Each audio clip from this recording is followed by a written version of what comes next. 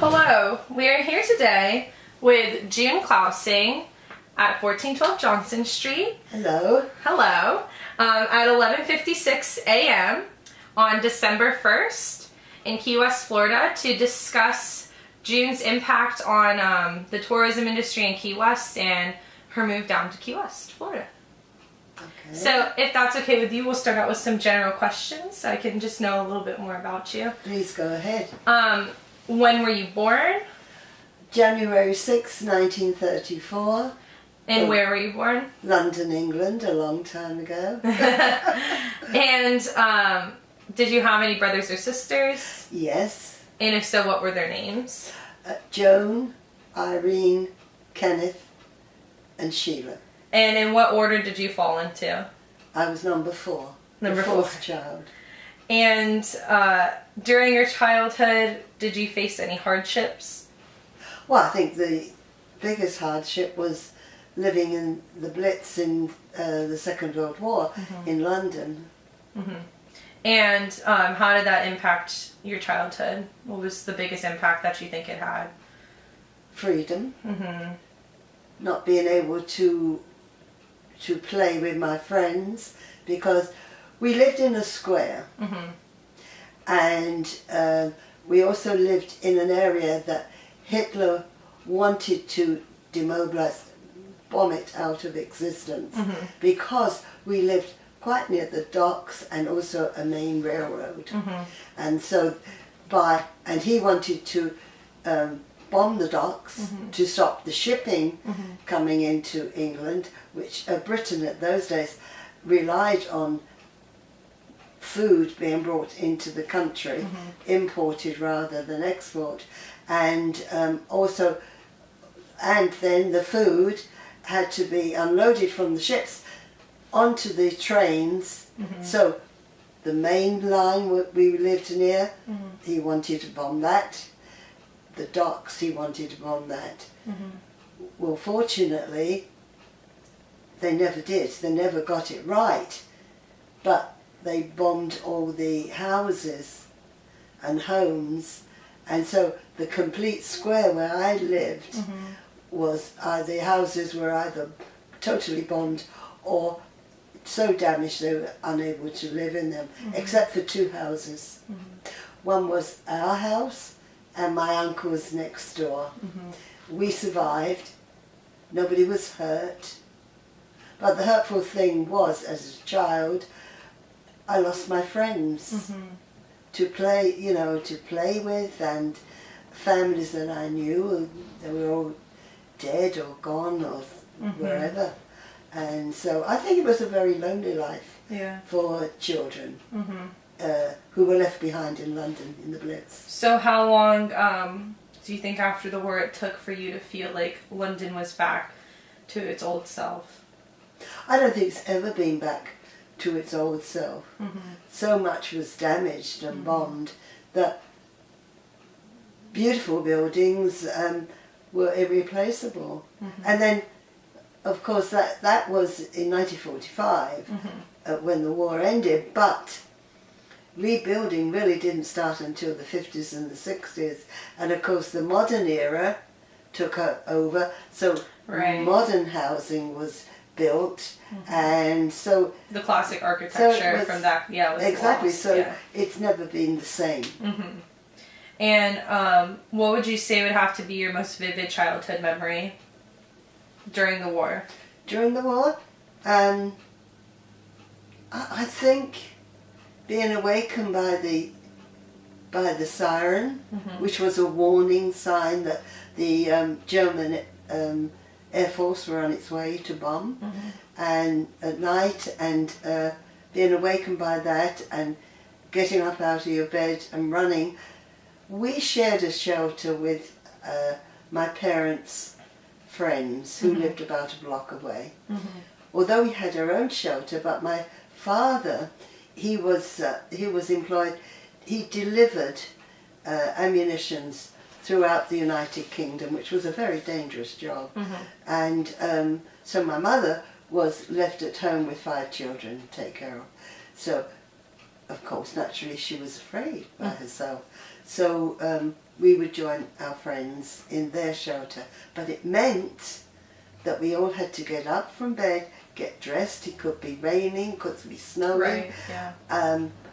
And we would have to run out into the streets, and by then the machine guns and the ack guns were already firing at the planes above us, and the searchlights would cross above us, searching for the German planes, and the ack bombs went around our square. They drove around our square searching for the planes. In the meantime, we are running down the street to get to the shelter. Right. So that is still is with me.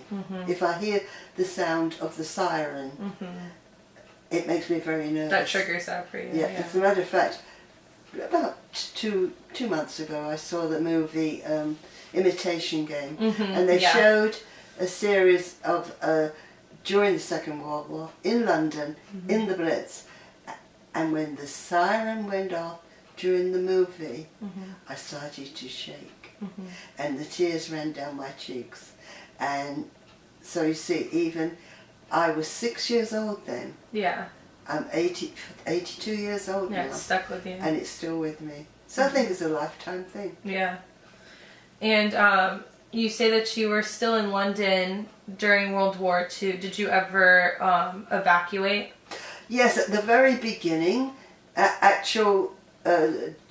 Germany had declared war on Europe and had occupied quite a few countries, and now their next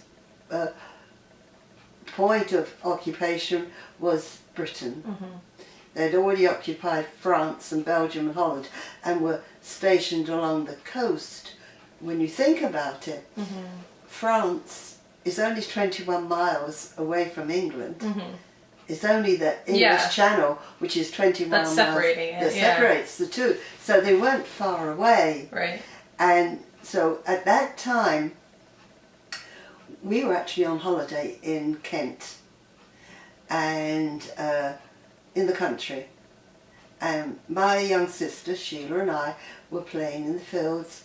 As I said, I was 6, so she was 4 years old. And so we were playing in the field. And 2 aeroplanes came over, which we had never seen the plane before, so we weren't quite sure what it was. Yeah. But I did recognise the circle on the British plane, which were called Spitfires, and the Germans were Messerschmitts. And so I knew it was a British plane. I didn't know what the other one was. And anyway, it was called a dogfight. They were firing at each other, the 2 planes, and then the German plane took a dive down into the field, machine gunning my sister and I. And I grabbed my sister and ran and pushed her and myself into the hedge to hide from it. And do you think that's what saved you? Yeah, I do. I can only think, but there was nothing else, no other cover. Yeah. And then, and I also think the Spitfire also saved us, because then the Messerschmitt whooped up it back into these clouds again, and the Spitfire chased it, and the Spitfire shot the Messerschmitt down, and he came down into the next field he crashed.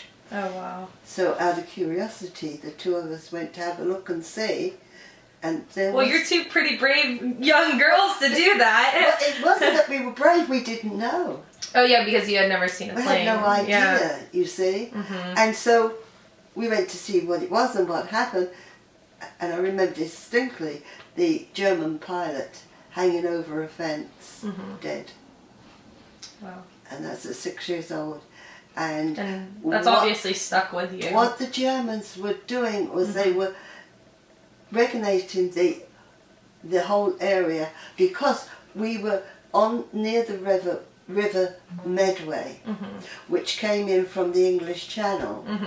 And that is where the Germans had planned to come up the Medway and land and start occupying England. And they were already looking around the land, you know, how it was and everything.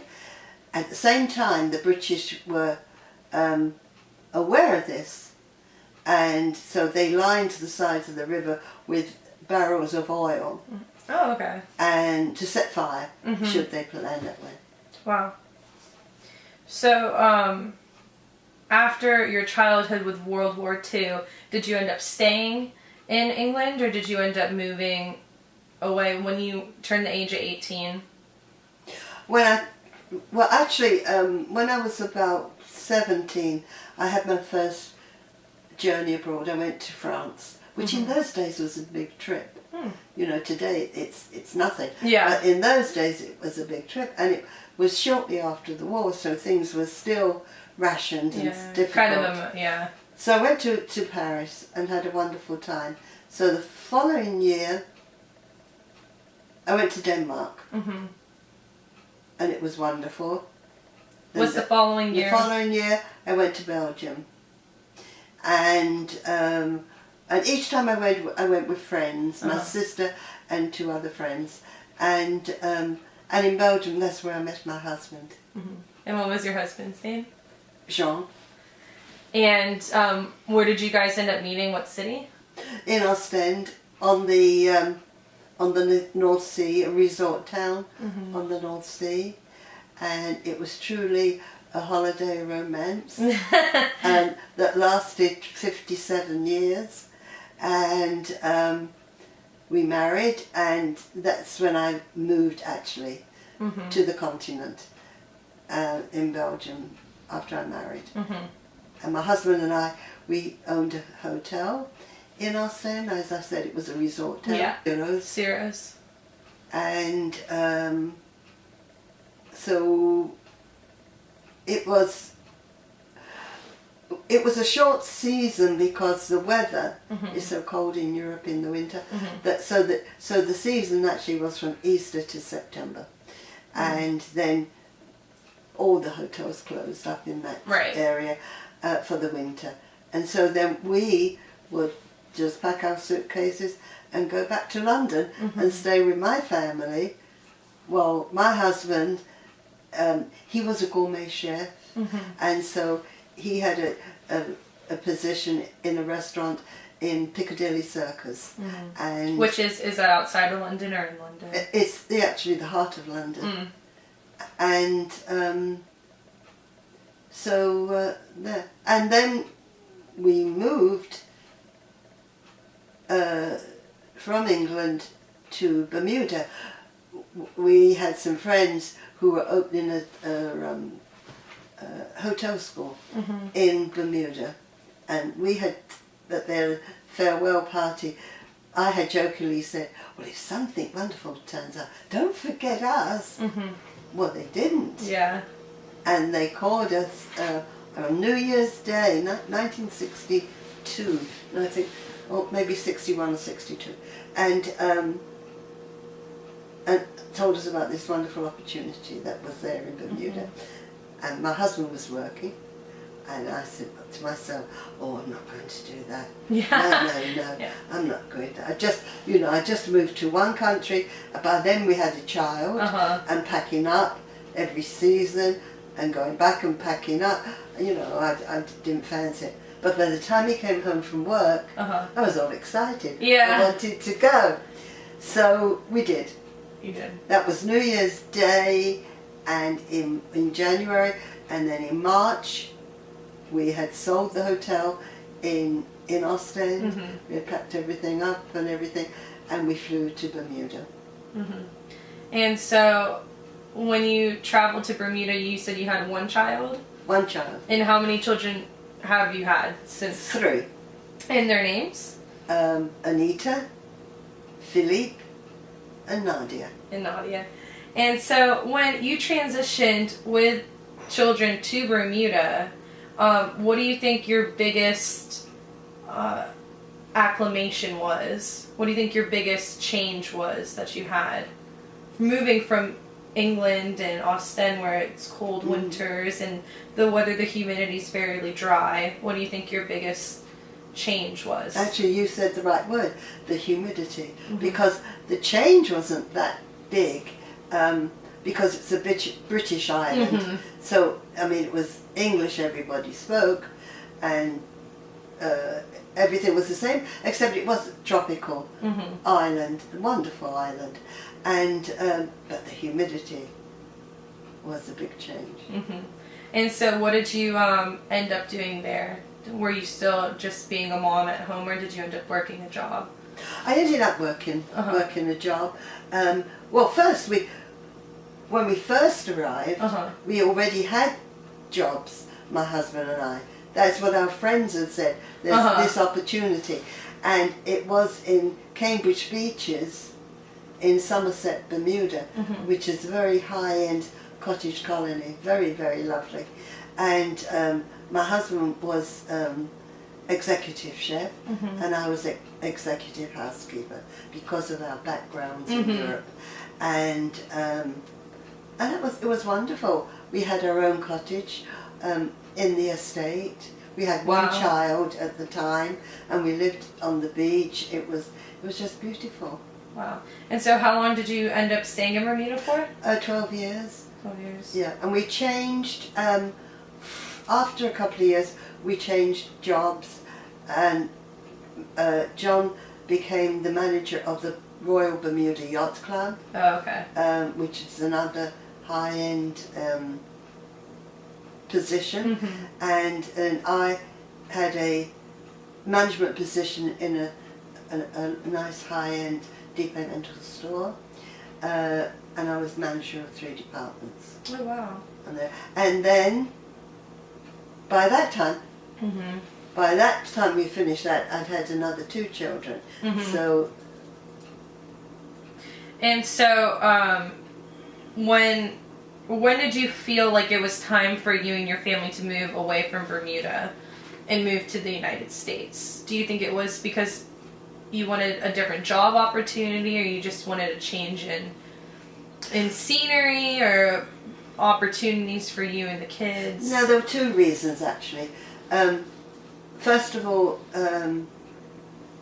Anita was 12 years old, and we felt that although the island was lovely, lovely, lovely, it's what having grown up in Europe, we knew there was more to see in the world than just living on an island. And we wanted the children to have that experience that we had had. So that was one reason. Another reason was that there was some political riots in Bermuda, which is not a common thing there. And I decided this is it, it's time to go. But there we were in Bermuda. It's like, where to go? Where do we want to go? You know, it was a wonderful opportunity. Yeah. You know, and so the door was open. Yeah. So we decided we'd like to go to the United States, and actually, John, as I called. Jean is French for John, so I'll say Jean or John. So John was offered a position in Maryland, and we thought, well, this is it. This is just what we are looking for, you know, on the eastern shore of Maryland, which is lovely. And so we accepted the position and then applied for our permits to. Oh, the visas. Visas and everything to go to this. Was that a long process getting the visas? Yes, it actually. In those days, I'm not quite sure what it is now, but in those days, every country in the world, free country, was allotted so many visas from the American government for immigration, and so. We were in Bermuda, which is a small island, so they were only allotted about, 10 a year or something, you know, so we had to wait 2 years for our turn. So did John get the business opportunity at the beginning of when you were starting to apply for the visas, the beginning of the 2 years, or at the end of the 2 years? In the beginning. In the beginning? So they waited it out for him? Yes, they did. Yeah, because they were actually building a marina. Oh, okay. And the restaurant was attached to the marina, so they were a long way before finishing. So for them as well, it worked out very well. It sounds like fate, to be honest. Yes. Yeah, it really does. I mean, yes. And so you made your transition over to Maryland, and how long did you stay there for? We stayed in Maryland. Yes. About roughly 2 years. And was it the non-tropical climate that made you want to move again, or was it another job opportunity that arose when you moved to Maryland? Well, there's one thing I want to say about getting our permits and visa and everything and immigration papers is we finally got our papers because the vice president okayed it. He got it through. What do you call that? Anyway, through the government. Yeah. Yeah. So he sponsored us. Oh wow. The vice president at that time, and so that's how we finally got to the States. Wow. And so we were there. And the reason why we left is because it was cold. Yeah. We got spoiled in Bermuda with the nice weather all year winters, round. you know? Yeah. And so that particular winter, John and I were watching television, the Orange Bowl game, and in Florida, and everybody's in shirt sleeves, and the sun was shining. I said to John, look, they're all in the sunshine, and look, it's snowing outside. John, go down there and check it out, see what it's like. And he did. And he called me from Jacksonville and said, June, you will love it. Absolutely love it. I said, what about you? He said, I would love it too. I said, all right. I said, should I put the house on the market? He said, yes, go for it. So we did. Wow. So we sold the house in Maryland and packed up. We had a family station wagon, so we loaded that up and rented one of those very small U-Hauls to attach to it. And so there we were with the 3 children, and they're driving to Florida. We didn't know where we were going, just we knew we were going to Florida. Yeah. And so we drove all the way to Miami, and we stopped at night in a Holiday Inn, bought a local newspaper, looked at the ads, saw a house for rent, a furnished house for rent, and we called them, we rented it, we moved into the house. John got himself a job in Miami, and we were using Miami as a base. So we could find out in Florida where we actually wanted to. Yeah, where you fit best. Yeah, because although we lived in a very beautiful spot in Bal Harbour, it's what I call a cement jungle. You know, old buildings and not enough greenery. And so you were looking for more of the outdoors, like islandy feel. Islandy. Yeah. We'd already experienced such beautiful. And so when moves from one spot to the other, they are supposed to register into the nearest British consul's office. And so John did, and discovered that the consul and he went to the same school together in Austin. So they became good friends. And then a Mr. David Rolkowski from Key West also was friends with Guy, the consul. And so one day David had said to Guy, I'm looking for a general manager for the Pier House. Any suggestions? He said, I had just the man, who was John. So David Rolkowski called one day, and John was at work, and I answered the phone, and he introduced himself, told me that he owned a hotel in Key West, Florida, and that he was looking for a general manager, and your husband has been recommended to me, And I said, well, unfortunately, he's not here at the moment. I said, but I don't think he'll be interested. You know, really, Yeah. I don't. Well, it's very nice of you to call Mr. Wilkowski. Thank you very much, you know. He said, well, do you mind if I call back and speak to your husband? I said, no, not at all. I'll tell my husband. I said, and I'm sure he'll give you a call, which he did. And David Wilkowski persuaded your father to come down to Key West and at least see the island, see the hotel, see what he thought. Be my guest, he said. And which hotel was it? The Pier House. The Pier House. And so he came down, and did he love it? So he came down, hated it.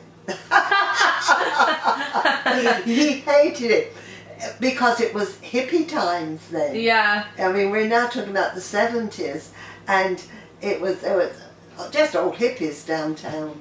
And he just hated. He said, he called me. He said, June, this is not for us. I know. And I said, well, you don't know. I mean, you've only just give it to the weekend, see what you think. So he came back up to Bar Harbour. He said, June, I don't think so. And he showed me photographs and everything. I said, well, you know, let me come down there. In the meantime, I made very good friends with my neighbour, and she said, June, I'll come and stay with the children. You go down with John and check it out. So we did. I fell in love with it. Wow. And I said to my husband, look, there has to be a residential area. It can't all be full of hippies and everything. Yeah. Let's take the car and drive up and down. And we did. We drove up and down. I said, see, there's a residential area here. It was very, very quiet little island, very laid back. And it was the island life, too. And it was island life. And I said, I tell you what, say to Mr. Wilkowski, I'll try it for a month. I said, see how you feel at the end of the month. So he did. To cut a long story short, he still didn't want to. I really did persuade him. Right. I told him, I think there's a good future here, and I think we should take it. And he listened to me, and we did, and we moved down into Key West, and I've loved. Well, it was a good day. gamble then. What you did, Yeah. And so your children were happy and adjusted in Key West. Oh yes. They liked the island. And what school did they end up going to? They went to St. Mary's, Star of the Sea school, and did very well there. And John was at the Pier House for quite some time, and then did you still stay at home, or did you end up getting a job? I got a job. I was at home for a while, and then I got a job. I was a receptionist in the old Santa Maria Hotel, and then a friend of mine said, June, there's an opening in Key West Handprint Fabric. I said, no. Really? She said, yes, there is. I said, oh, that's what I wanted. I would love to have that. When we lived in Maryland, in Annapolis, there was a shop called Key West Handprint Fabrics, and I said, oh, I would, if I could, I would work here. So lovely. Because it was so familiar to me, because when I worked in Bermuda, one of my departments was the Lily Pulitzer department. Oh, okay. And Lily Pulitzer's fabric was printed here in Key West. And by Key West Handprint Fabric was created and printed here. So that's where my love was, and I couldn't believe it.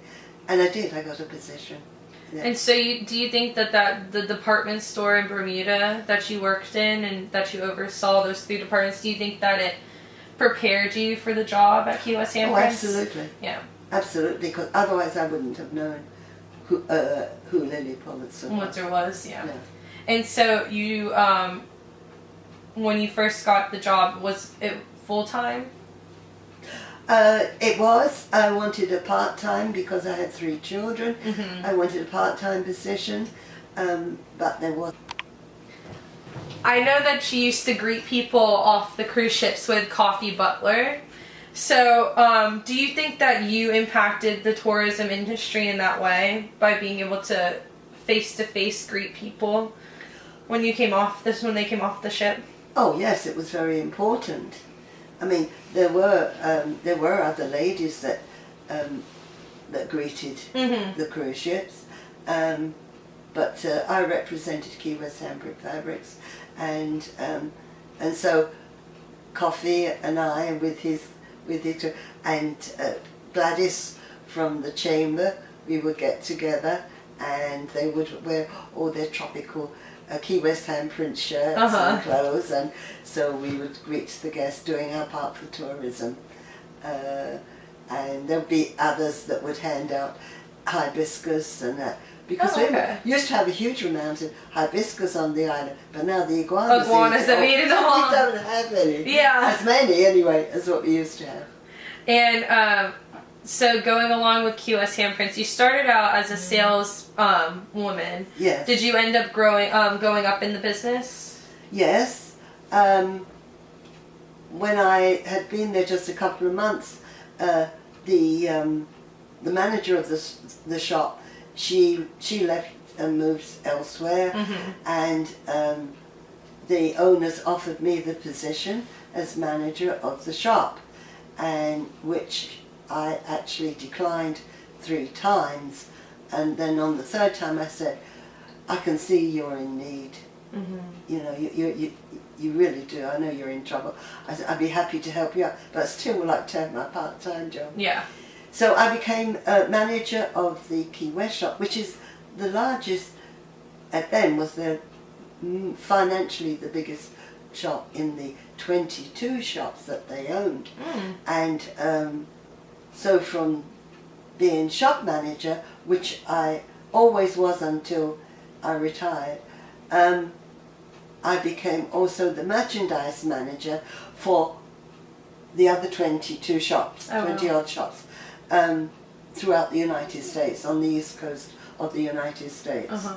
And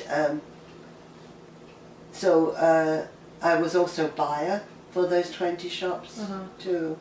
I also assisted Jim Russell, who was one of the owners. There were 3 owners, Jim Russell, Peter Pell, Bill Johnson.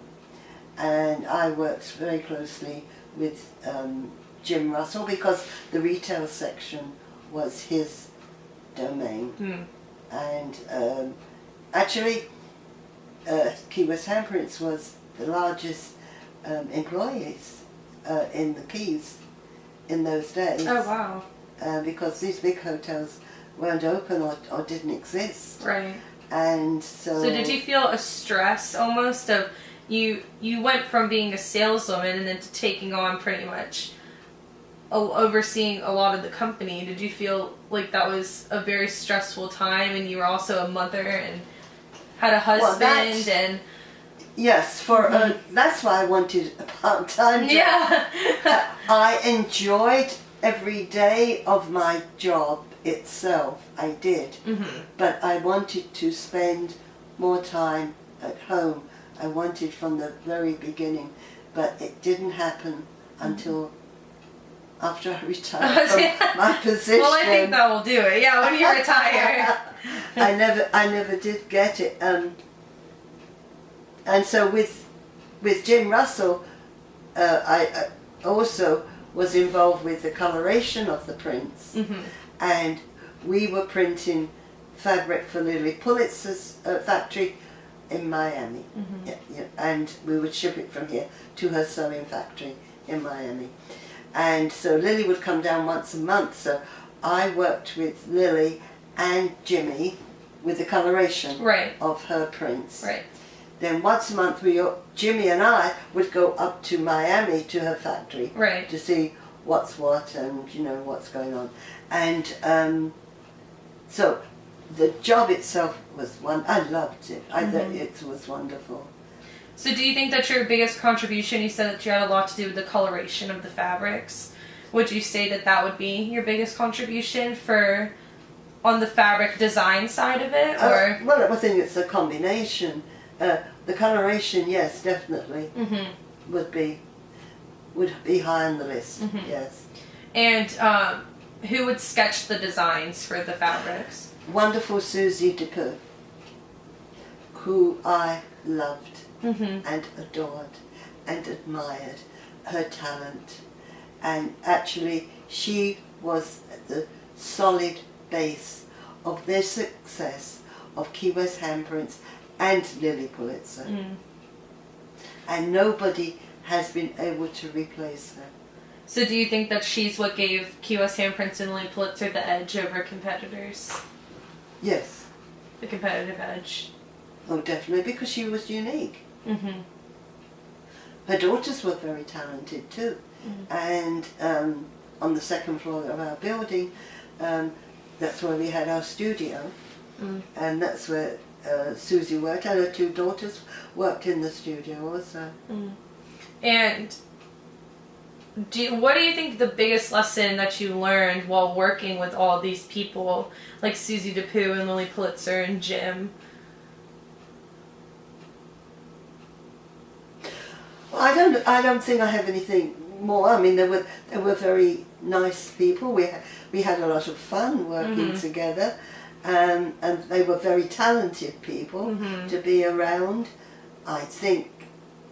Well, also too, my background and my husband's background, both our families were in business, so we've grown up into with a business attitude that always take care of the customer. The customer is definitely always first, etc. And so that, for me, was rewarding. It was like your foundation. To see, yes. Yeah. I totally believe that one should listen to your customer. So would you say that that was your biggest strength, customer service, and always relating to the customer and making sure the customer was... Yes, that is, because you can have the most gorgeous merchandise in the world, but if you don't take care of the customer, they're not going to buy it. Or you don't have the merchandise that your customer needs and looking for, then you have nothing for the customer. Yeah. So you have no sales, so you have no business. Right. So that really is the base of it all. And so, as you're saying, you were the manager of the Key West handprints in Key West. Would you always make sure that your staff, that was the number one priority, customer service and making sure? Yes. The customer. Yes, I always stress that. Before we opened shop, every morning we would talk, we would laugh, we would have fun. We'd do silly stuff. You know, when those bubble plastic stuff first came out, I used to save that and roll it along the floor, and we'd all run up and down. Oh, bubble wrap. Bubble wrap. Run up and down like kids, and laughing and giggling and all that, all before we started work. And so everybody was happy, in a good mood, and the problems you just left at home had gone, and we were all happy together, opened the door with smiling faces. Yeah. Simple as that. Yeah. You know. And we loved working together. And so, what do you think your best memory was in Key West handprints? Out of how many years did you say that you worked there? 37. Out of your 37 years of working there, what would you say that your best memory was? Well, it's already it started off sad because the 3 owners that I told you about all passed away and died. And so some local gentlemen purchased the business and they asked me, and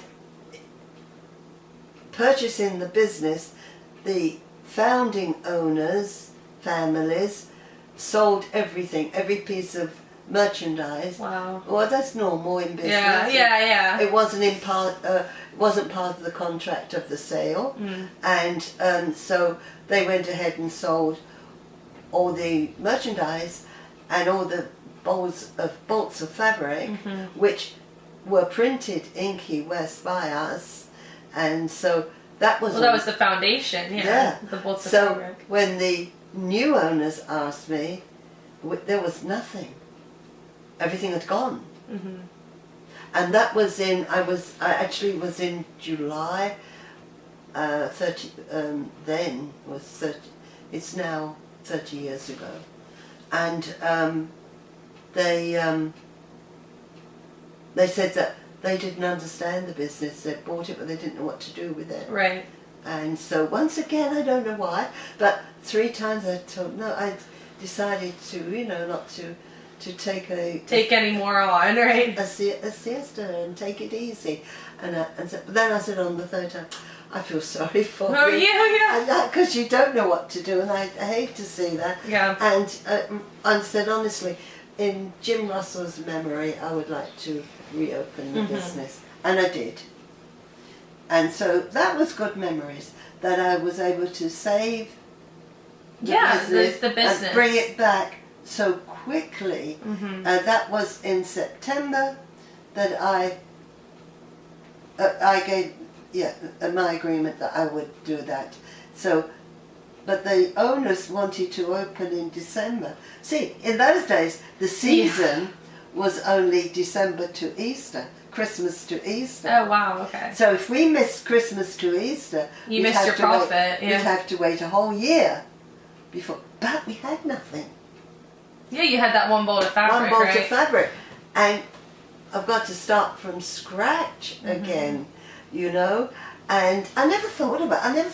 I just did it. I just got in, and actually one of the owners said to me, "You're one of the hardest working people I've ever seen." But it took that to do that. And well, yes, to reopen a business. I had to be sure.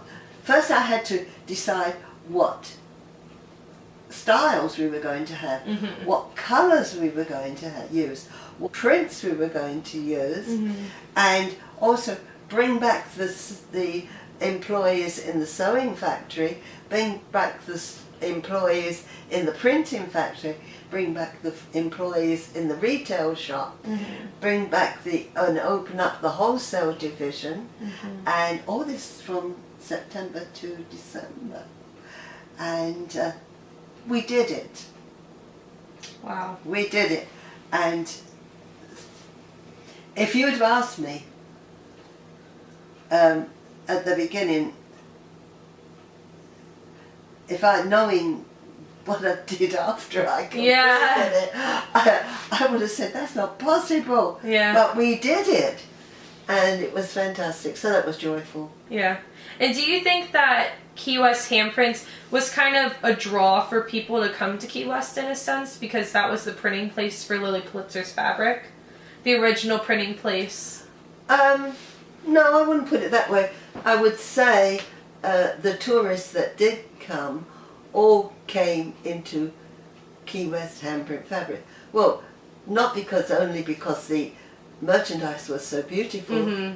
There wasn't much else to see. Yeah, that's true too.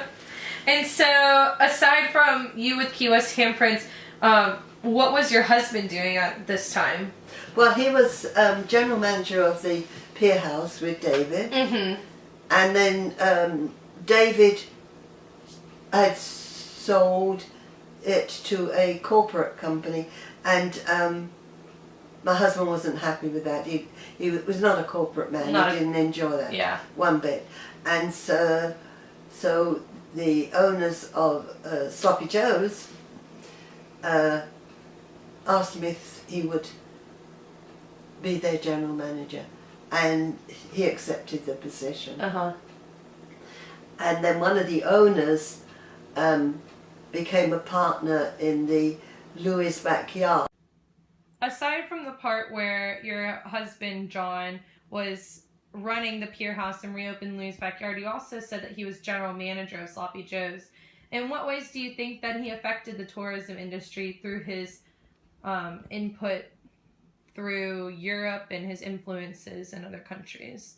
Oh, hugely, because the historical background of Sloppy Joe's is so interesting, with Ernest Hemingway and many other famous people too. And so, as a matter of fact, the Belgian television contacted John and asked if they could come to Key West and film us for their program, Belgians Living Abroad. And it tells on the program what the Belgians are actually doing, what their professions are, etc. So they came for 4 nights and 4 days filming us. I took them around Key West and showed them the fishing, the beautiful sea, sunset, and Mallory and pelicans, and well, they loved it so much in Belgium that they played it for 8 years running, an hour-long program in August, and we happened to be there every August, and we saw it, and people would stop us on the street and say, "Oh, you're from Key West, aren't you?" And the thing is, with the television system in Europe, you can pick up, say you're in Belgium, you can pick up France, Holland, Italy, all around, Britain, all around. So all those countries could also pick up this program. Well, they all started to come to Key West, and they're coming to Sloppy Joe's asking for John. And then people from the other parts of the country came, Australians, and the Chinese loved Hemingway. Japanese, I beg your pardon. The Japanese and South Americans, they all came. And fortunately, John was multilingual. He spoke 5 languages, so he was able to communicate with all these television people and the magazines people. And so he was a huge help for the tourism in Key West, absolutely. And he had a wonderful personality, so that was true. Do you think that that's his personality is what made it easy for people to believe that Key West, is the place to be and the place to come to at the time? Oh yes, when you see all the beauty of Key West, and then you see this very happy personality you're talking to, it gives a wonderful, happy place, and you want to visit. Okay, well, thank you, June. It's been a pleasure talking to you today. Well, you're very welcome. It was a pleasure for me, actually. So you're welcome to come anytime. Thank you.